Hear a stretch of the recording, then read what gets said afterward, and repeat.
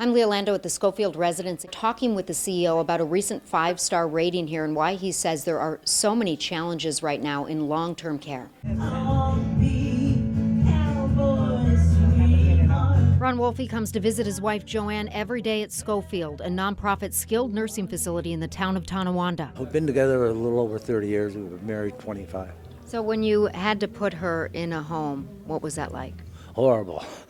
I hope nobody has to experience it. But if you do, he hopes you find a place you're happy with like he did. I wanna wish you a Merry Christmas from the bottom of my heart. There have been no problems. She's well taken care of.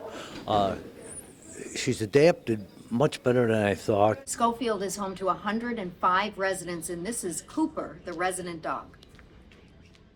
You know, you can really impact people's lives, and you create in a family kind of atmosphere. President and CEO Christopher Koenig says he and his staff work hard through many challenges to make sure the residents feel at home.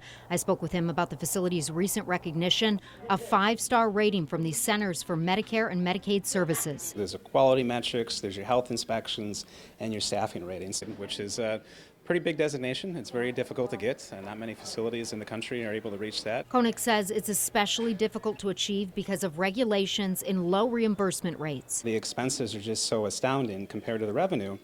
The interesting thing is you can't change our prices. If everything else starts to increase and the state stays stagnant, or they say, well, we're going to give you 2% when the offset is 30%, it really doesn't work. If the reimbursement doesn't change and match where it needs to go so we can cover costs, these places won't be here. These residents will be in the community. They'll be backing up hospitals. As we've been reporting, Weinberg's Rosa Copeland facility in Gettsville recently closed, and there are concerns Doesburg could be next. Because it is a tipping point, you know, for the industry. It really is. It's not just Weinberg. It's, you know, there's other facilities that have closed. There's other facilities on the verge of it. For family members who are saddened by the news of Weinberg and worried about our loved ones, what's your advice to us? Well, I think you know, kind of doing what we're doing now, talking about the situations, advocating, working with the politicians. Meanwhile, Chris says he will continue to work extra hard to overcome challenges and make sure his residents are taken care of. I'm happy here. She is.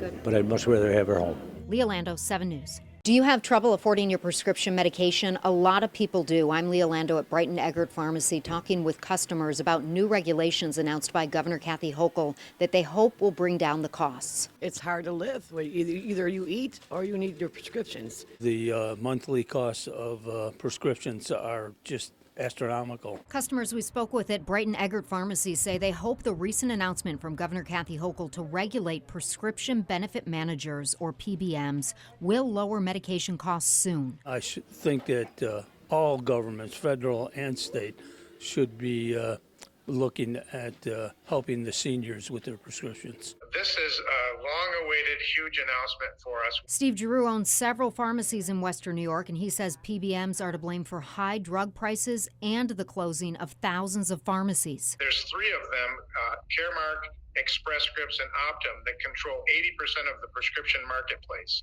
meaning they have huge influence over pricing. Drew says newly announced regulations will help protect customers and pharmacies. We talked with customers who tell us that they have to decide sometimes between putting food on the table and buying their prescription medication. How will this help them and when? Ultimately, it should lower costs, improve access. Oftentimes, by these ridiculous contracts, pharmacists were prevented from telling patients that they could save money by, for instance, not using their insurance. So everybody wants to talk about big pharma. They want to talk about, rising drug costs, but really there's somebody kind of operating behind the scenes that is ratcheting up the prices. Don Arthur has been working at his family's pharmacies for 20 years. He says regulating PBMs is long overdue. It's a challenge. Us at the pharmacy level, we don't have a lot of control. We don't choose what medication is prescribed. The physician does. We don't choose what your copay is. That is done by these PBMs. He hopes the regulations announced by the governor make a difference soon. It is hard, yes. A brand name drug that costs $1,000, sometimes insurance companies will want to pay us $100 less than our cost or more, and it puts us in a very challenging position. And it also puts customers like Beverly in a tough spot. I take 20 medicines a day, and it's very expensive. I'm going to have to give some of it up if she don't do something about it. I wish she would. Leah Lando, 7 News. Without your gut having being in good order, your mental health is never going to be. Dr. Sarah Mathis, a board-certified family medicine physician from Eden, says your gut health and your mental health are directly connected. Hippocrates said all disease starts in the gut, so it's been going on for centuries. Dr. Mathis says your intestines prevent harmful substances from reaching the bloodstream, but if that barrier is compromised, it can lead to inflammation. You can start to get more parasite infections or yeast infections in your gut, which then cause more bloating and can lead to you having more mood changes. Have you ever heard of the term leaky gut? Dr. Mathis says it's a condition that's been linked to poor mental health. Your gut lining is nice and tight like this, but in leaky gut, you have either a toxin or some other type of bacteria that's overgrowing in your gut, or a parasite that's ripping open this,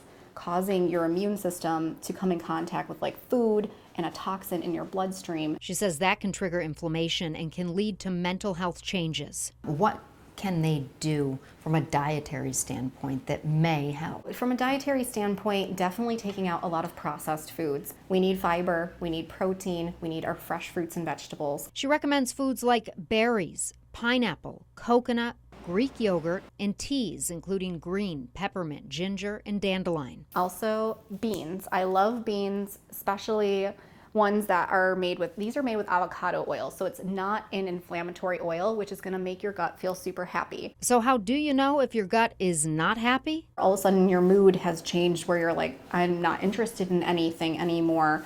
I don't enjoy life. Those are signs of depression, and they could be related to your gut health. If you have any concerns, Dr. Mathis recommends you talk with your primary care physician first. Leah Lando, 7 News. We were getting dressed up for, a party. Kathy and Dale Alguire are celebrating 70 years of marriage and looking back at all the memories. And what about this one? That was in Niagara Falls. This was an anniversary, too. Yeah, A lot of good memories. right. Kathy and Dale met when they were in 8th grade. You were in a play, and you played what? Betsy Ross. And you played. Abraham Lincoln. What do you remember about him? I just liked him. He was good looking. You were attracted to his looks Right. and his acting skills, maybe? Well, not so much. What do you love about Kathleen? Well, she was the best looking one in the class. Dale says he never proposed. They just assumed they were going to get married, and they both tell me they knew they only wanted to be with each other. There was no big proposal. No. Was it a big wedding? No. No. It was a very no. small wedding. I would say maybe 10 people. Together, they raised 4 kids at this house that Dale built in Angola. Then I come home one day, I said, we'll build a house over here. So that's where we started. Then I built one across the street for my son. So 3 of the houses on the street are yours. Yep. Good times. A lot of parties here. I mean, you wouldn't believe the parties we had. But it hasn't always been easy. We had hard times. He was laid off at work. One of the toughest moments came recently, back in June. What was the news?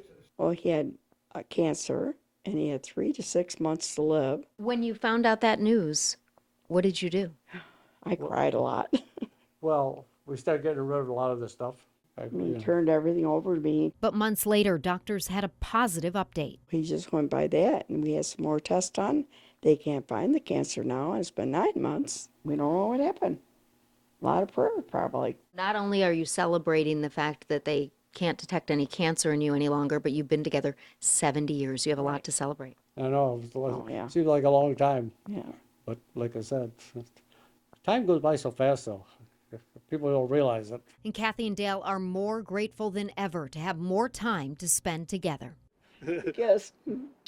I was with friends. I was at a little Christmas party get-together, and I got the phone call. Emily Monshine tells me about the moment she learned her unborn baby had Down syndrome. My OB said, "I'm sorry, but it looks like your baby has Down syndrome." Emily says when she went to her doctor asking for information on caring for her baby, she instead got this. She said, "Unfortunately, the prenatal testing companies don't really provide that."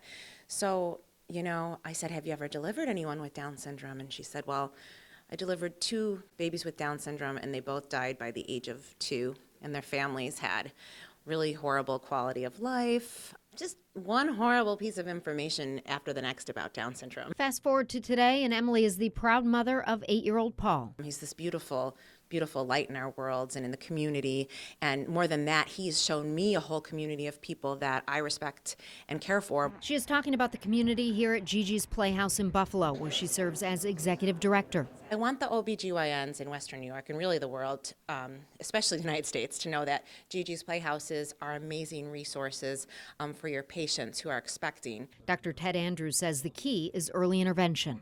Historically, 20, 30 years ago, the expectations that the medical system, the educational system had for children with Down syndrome was not a lot, right? That's changed dramatically, and as a result of that, they can be much more successful. He says parents should start physical, educational, and speech therapies when their kids are young. And what that affords them is a skill set that those people from the past didn't have, right? So they can be physically healthier. They don't have to be overweight. My daughter, 15, with Down syndrome, is on track at this point to be able to live independently with some support. When Emily was pregnant, she got a call from her doctor saying that, "I'm sorry, but your child has Down syndrome." If you were the doctor, what would your language be to an expecting? Congratulations. That's the first thing I say to a patient when we see them. Even when the moms come for prenatal visits, we say congratulations. I always want my Polly to feel loved, just like I want my other son to feel loved.